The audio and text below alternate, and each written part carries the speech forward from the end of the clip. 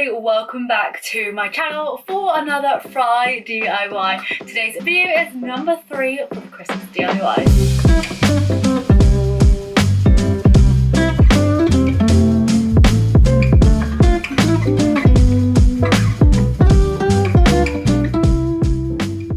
So for today's video, I'm actually going to be upcycling 3 different pieces that I found in a charity shop. So DIYs from the charity shop are absolutely amazing because not only are you going to save yourself a bunch of money just on the kind of resources that you're using anyway, like compared to craft supplies, you will save yourself a bunch. You're also going to be saving lives, like literal saving lives. You're going to be donating to charities. This money is going to be used for charities, which is amazing. It's going to be helping your local high street, your local communities and that sort of stuff, especially if you're using a local charity shop. And also, I mean, you're saving items being thrown away and going to the dump and all sorts, so what's not to love? So anyway, today's video, I'm going to be upcycling 3 pieces. The first one is going to be this carousel. I showed this in a recent haul. I did say that I was going to be upcycling it, so hopefully you enjoy seeing the makeover of the little carousel horse. I know a few of you was quite excited for that one, so yeah, here it is. Now I know this is unlike me, but I'm actually going to be leaving you with a little bit of the music with all of the kind of information and like products I use and stuff down in the description. I basically just cleaned it up and repainted it, so yeah, I'll just leave you with some nice festive music and yeah, just write the info kind of down in the description.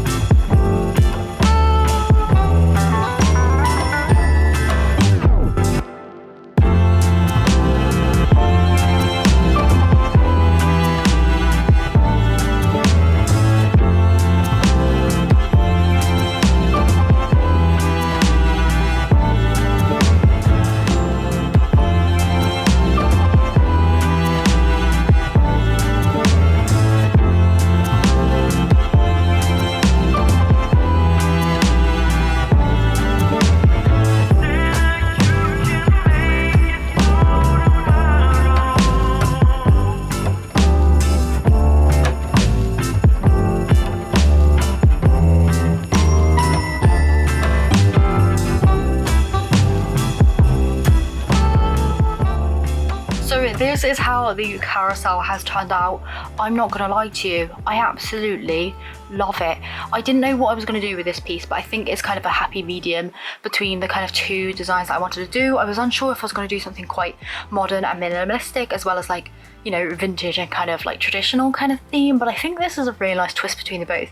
Love the pastel colour triangles down the bottom. I think it just gives a fun kind of circusy effect. I love the little bits of gold on there. I did use a bit of robin buff just to kind of give it like a vintage kind of worn feel around. I was going to sand it back to the black acrylic that I put on there, but yeah, just decided to put the gold on there because I did obviously put it on the top here and around the pole, which I really like. I did use the Rust-Oleum kind of gold pen that I used like on the star down here, so it is really, really metallic on the little bits on like the reins and stuff as well, and I really, really like that. But yeah, this is how it has turned out. I am going to be putting this on the fireplace in the kitchen, I do believe, so I will be styling that up probably in a video, sharing it on my Instagram, that sort of stuff, but definitely going to be using this. I love it. I think it's so gorgeous, and yeah, very happy with how this one has turned out. So for the second DIY today, I'm going to be showing you how I upcycled a certain sign. So I bought this sign a little while ago. It was £1 in my local charity shop. Again, Absolute steal. I think this originally was from Home Bargains, and I thought I would give it a little bit of an upcycle. Found it, and it was just the perfect kind of size and base for a piece that I actually already wanted, so I thought may as well make it myself and save this piece. The Home Sweet Home was nice enough, but it's not really to my taste and what I kind of like, so I just decided to take that home with me and give that a little upcycle as well. So here is the DIY of how I upcycled that piece. Okay, so you're getting a voice over me on this one. Don't think you got away with me talking a load of rubbish. Here I am. So for this piece, I actually went in and just started painting it with some acrylic paint. Instead of painting it all completely solid, however, I did use some nail varnish remover on like cotton pads and wiped it off once I'd like, you know, painted over the little edging so that it kind of thinned the paint down and I was still able to see that pattern through. I decided this halfway through, I don't know, it just really worked and I was really happy with how it turned out. So as you would have seen there, I painted it on just like normal, and then with a little cotton pad, like I said, with some nail varnish remover, I just kind of swirled that round just to thin out the paint where I had put that on, and that kind of like really showed up that edging. I really liked that, and yeah, it was just something that I kind of like tried to thin down after I'd already painted it, and it worked really well. So yeah, I thought I'd share that little technique. Anyway, I went in and actually painted over a couple of layers over the middle part so it covered up that Home Sweet Home, and then I went onto my computer, just typed out the words gingerbread and street, just using like fonts I had already on my computer. I think the gingerbread was in Georgia, and then the script was in one called like Flanella or something from defont.com. Just use that. I then cut this out onto a piece of sticky back A4 like plain paper, and I just kind of weeded it so it ended up being like a stencil. To keep all the pieces together, I actually didn't have any transfer tape. I'd completely run out, so I used a washi tape. That is a great tip, by the way. If you run out of transfer tape, just use washi tape. Low tack, works brilliantly. So I put this over where I had like the little bits that I needed to keep on the stencil, like the inside of the R's, the inside of the B's, for example, and then I went ahead, stuck it down and removed the washi tape once I was finished so that all those little bits were in place. Now once this was in place onto my sign, I was then able to use this as a stencil, so I just took some white acrylic paint, just kind of dabbed that on using quite a stiff kind of paintbrush so that you know, it didn't have much bleed through it, and I just went ahead, dabby tap tap all the way through until all of the kind of gingerbread sign text ish stuff was kind of stenciled on. I then went ahead and I removed the inside of the letters using the kind of like Cricut tool again. I like to do this whilst it is wet, so the paper does become a little bit flimsy. It does rip in places, but I prefer using paper than kind of like vinyl and, you know, other reusable things. If I'm only going to be doing it once, I may as well just use paper. Do you know what I mean? It's cheaper, and yeah, I already have a bunch of these sheets, so I may as well just use them. Anyway, once I had the gingerbread stenciled on, I actually just cut out a piece of gold metallic vinyl, and I just like used that as usual, weeded out it kind of like as usual, but I did use washi tape again for the transfer tape. I just put this kind of vinyl decal down over the gingerbread kind of like end, so the street was kind of overlapping it a little bit, kind of like nice and fancy, and really love how this has turned out, especially with the vinyl sitting on top of the stencil. I think it just looks gorgeous. To add an extra vintagey golden touch, I just used some gold what's this called, a rub and buff, gold rub and buff on a makeup brush, just put it in and around the heart to kind of accentuate that, and then I just lightly buffed it over the rest of the sign. So this is how the sign has turned out. I absolutely love it. I think the stenciling worked really well on that as opposed to using vinyl. I think with bigger pieces like this, I just like to use like paint and stencils. I just think it gives an overall better finish. And I have used the vinyl on the little street bit there, which I think works really nicely because it's kind of sat on top of that, which yeah, looks really good. So I'm not sure if it is picking up on camera or not, but I have used the gold rub and buff like around the heart and then like as a little kind of like texture throughout, and it just gives it a really nice kind of like vintagey kind of metallic shine, and I just think that adds to it really nicely. Really happy with it. Obviously I've kind of taken the paint back a bit around that pattern around the edge, and I think that works really nicely. It's a nice little kind of nod back to the original sign, but it also looks quite gingerbready as well, if you get what I mean. But yeah, very happy with how this has turned out, and I cannot wait to get styling this in my kitchen. I just think this looks so cute. So yeah, in the kitchen this is going to go. Oh, I absolutely love it. Cannot be more pleased with it. Look at that. It's so cute. For the third and final DIY for today's video, I did also DIY the 2 canvases which I showed in my last mini kind of charity shop haul. They did have like kind of Paris kind of city vibe print going on, not really again to my taste, but the size and everything of them was exactly what I was looking for. I was looking for actual canvases this kind of size and shape in my local craft stores, but didn't have any in. They only had like A4 like normal sizes, so I was going to be going to Hobby Craft seeing if they had any, but yeah, I found these in the charity shop, 2 for £1 that Gust, which is a steal.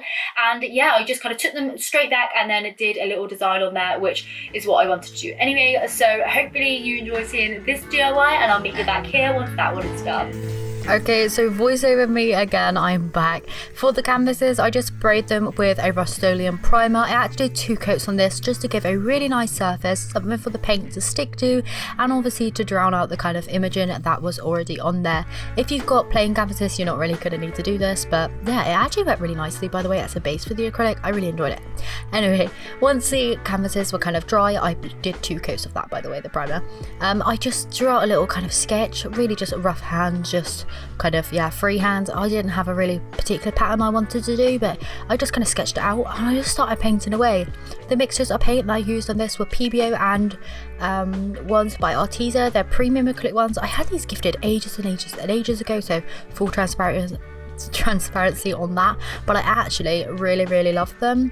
I also got gifted these pens that are kind of on screen now. I should note that, but I really love those as well, and I have actually gone back in and purchased another set of these with my own money because I really absolutely just love them. So yeah, again, I'm not going to take up too much of your time with a voiceover, so I will leave you with some funky and dunky music, and I'll meet you back here once the DIY is done.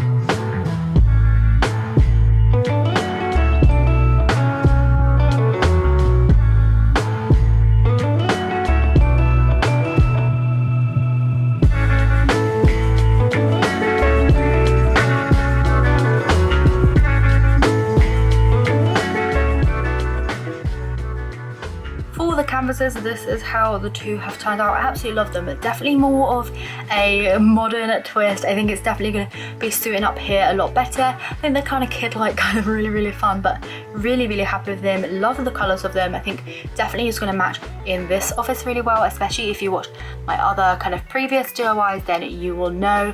Love the texture on them, the colours. I think the pens worked really well. At first I was a bit unsure. I thought, oh, it might look a bit too modern, a bit too kid-like with the kind of outlines, but actually I've grown to really like them. I do really like the textures and stuff on the beard. I don't know if it's going to be showing up on camera very well, but it is really textured, and yeah, I love these. I think the gold metallic on there is really kind of giving them an extra kind of, you know, level as well. Like, I don't know if I'm moving the camera like this a little bit, you can see the metallicness on it, maybe on the blue kind of crown there. But yeah, in person they're really shiny, really cute. So that is the help with the Rust-Oleum one, but very happy with these 2. I think they're super cute, and I probably will be putting them up in this panel. But I've just popped them down here for now until I decide, but I think they'll look really cool in here, especially with pink door and stuff. So yeah, that's how the canvases have turned out. And that is the end of today's video. I hope you have enjoyed it. Thank you so much for joining me today on these 3 different DIYs that I have brought to you. They all took me a very long time, I won't lie, just because I wanted to put so much effort into them and so much time. Let me know which one was your favourite, whether it was the little wooden sign, the kind of long one, whether it was the 2 canvases or the carousel itself. I absolutely love how they have all turned out, and they're all going to be used in my house this Christmas season. You might even see the little nutcracker canvases in behind if I decide it looks alright. That was my original kind of use for them, you know, like these square panels back there. but we'll see. We will see if they turn up there in the next DIY video. Anyway, I hope you have enjoyed today's video. Like I said, if you do, please do give it a thumbs up. Please do let me know down in the comments which one is your favourite. If you found anything recently in the charity shops that you've been upcycling, for example. And yeah, I'm just gonna go. So I'll see you in my next one. Bye.